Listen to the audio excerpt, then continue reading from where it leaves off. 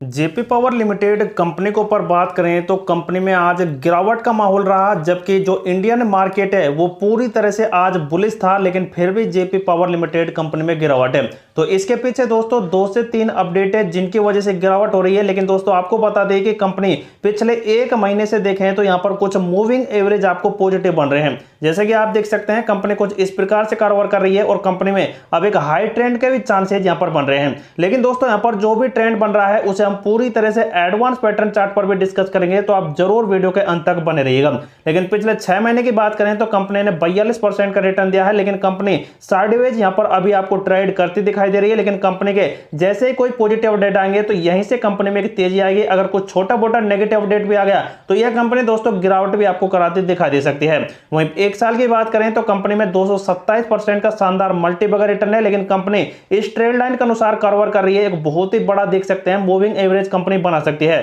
जो लगभग 25 रुपए के बाद ही आपको देखने को मिलने वाला है। जैसा कि दोस्तों आप देख सकते हैं कंपनी का ये एडवांस पैटर्न चार्ट है और कंपनी इसी वाले रेंज पर आने के बाद यहां पर डाउन हो जाती है, लेकिन इस वाले ट्रेंड लाइन के अनुसार कंपनी में दोस्तों तेजी भी बन जाती है। जैसे कि आप देख सकते हैं कंपनी यहां से अप ट्रेंड पर गई, लेकिन कंपनी दोस्तों इस वाले यहां पर रेजिस्टेंस तो नहीं गई, लेकिन उससे पहले इस कंपनी में ब्रेक डाउन हो गया। लेकिन जैसे यहां पर दोस्तों कंपनी में फिर से तेजी आई है तो आप देख सकते हैं फिर से इसी को टच किया, फिर यहां पर डाउन हुई है इस ट्रेंड लाइन के अनुसार और फिर इस कंपनी में एक फिर तेजी बनी है, फिर इस डाउन हुई है और फिर इसी ट्रेंड लाइन के अनुसार देख सकते हैं कंपनी में फिर तेजी बनी है। तो दोस्तों यहां पर हो सकता है कि कंपनी अब की बार भी आती दिखाई दे और यहां पर इस वाले रेंज में यहां पर आती है और कंपनी टच भी कर देती है, तो हो सकता है कि कंपनी फिर से यहां पर डाउन हो जाए और फिर से दोस्तों कंपनी में तेजी बने। लेकिन कंपनी का दोस्तों पॉजिटिव पॉइंट आ गया और यहां पर ये टच करती है तो कंपनी में यहीं से एक ब्रेकआउट आपको मिल जाएगा। अगर आप दोस्तों गौर से देखें तो कंपनी में एक ट्रायंगल पैटर्न चार्ट यहां पर बन रहा है और इसके अनुसार दोस्तों कंपनी यहां पर कारोबार कर रही है। जैसे ही इसको ब्रेकआउट करेगी तो दोस्तों कंपनी में एक नई तेजी जरूर आपको बनती दिखाई देने वाली है।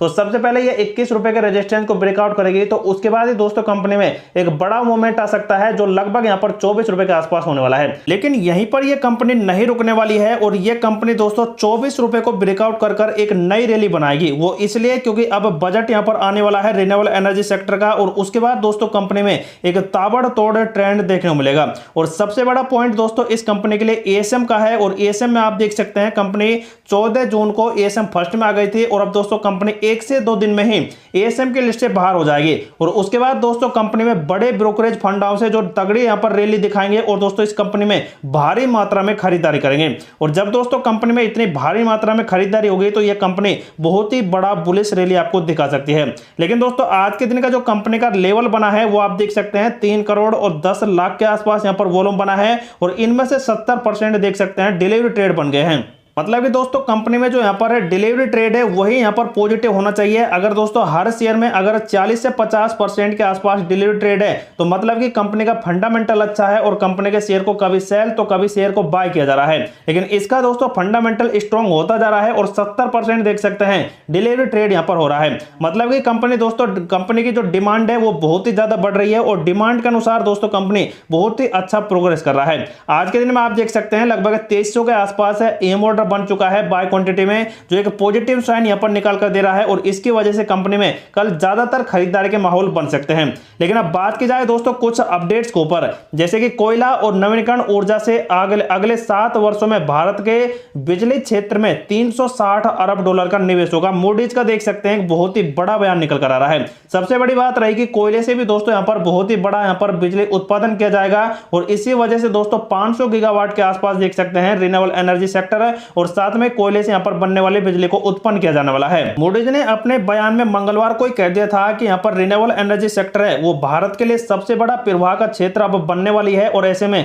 कोयला का भी यहां पर डिमांड बढ़ने वाला है, क्योंकि दोस्तों कोयले के बिना यहां पर पूरी बिजली आपूर्ति नहीं होगी इंडिया की और ऐसे में कोयले की डिमांड बढ़ने वाली है। 2030 तक देख सकते हैं 500 गीगावाट रिन्यूएबल एनर्जी सेक्टर बढ़ावा मिलेगा और ऐसे में 54 गीगावाट के आसपास वृद्धि पूरे सेक्टर में हो जाएगी। लेकिन पावर सेक्टर में दोस्तों जो महत्वाकांक्षी यहां पर भूमिका निभा रहा है वो आप देख सकते हैं कोयला है, क्योंकि अक्षय ऊर्जा को बढ़ावा देने के बावजूद भी कोयले को दरकिनार नहीं किया जाएगा और बेस लोड बिजली की जरूरतों को पूरा करने के लिए इसकी भूमिका सबसे ज्यादा रहेगी। मूडीज के अनुसार भारत अगले 5 से 6 वर्षों में 5% से 6% की अपेक्षा वार्षिक बिजली मांग पूरा करने के लिए 40 से 50 गीगावाट के बीच कोयले से आधारित यहाँ पर बिजली जोड़ने की संभावना है। मतलब कि दोस्तों यहाँ पर कहा जा रहा है कि अब जो यहाँ पर बिजली की डिमांड है वो कोयले से ही ज्यादा यहाँ पर आपूर्ति की जाएगी, क्योंकि दोस्तों अब जो डिमांड रहेगी वो 6 सालों तक लगभग 50 गीगावाट कोयले से ही आपूर्ति की जाएगी। इसी वजह से दोस्तों यहाँ पर इस कंपनी के लिए पूरी प्रॉफिटेबल ये वाला न्यूज होने वाला है, क्योंकि ये कंपनी है जो थर्मल पावर भी चलाती है और हाइड्रो इलेक्ट्रिसिटी और विंड एनर्जी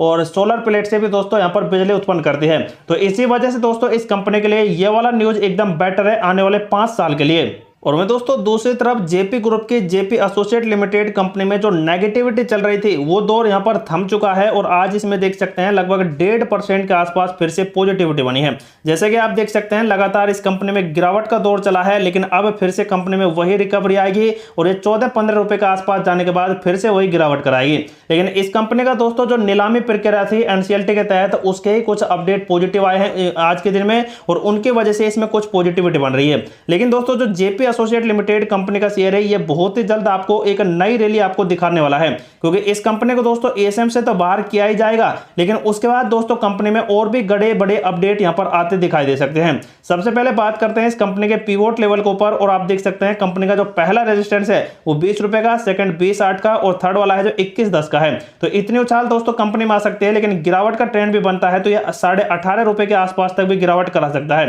लेकिन कंपनी के दोस्तों एडवांस पैटर्न चार्ट पर अगर आप देखेंगे तो यहां पर बहुत ही बड़ा बुलिश रैली बन रहा है, जो हमने आपको पहले ही यहां पर अपडेट कर बता दिया है। तो देखा जाए तो दोस्तों कंपनी का ये वाला ट्रेंड अब बहुत ही जल्द आपको एक बड़ा ट्रेंड निकाल कर देगा और इससे आप दोस्तों कंपनी में बहुत ही अच्छा मुनाफा दर्ज करा पाएंगे। लेकिन जो भी दोस्तों इस कंपनी में सेल बाय एंड होल्ड करता है तो उनके लिए ये वीडियो इंफॉर्मेटिव पर्पस से प्रोवाइड कराया गया है। तो दोस्तों आप खुद का रिसर्च करें, खुद का एनालिसिस करें, उसके बाद इस कंपनी में सेल बाय एंड होल्ड कर सकते हैं।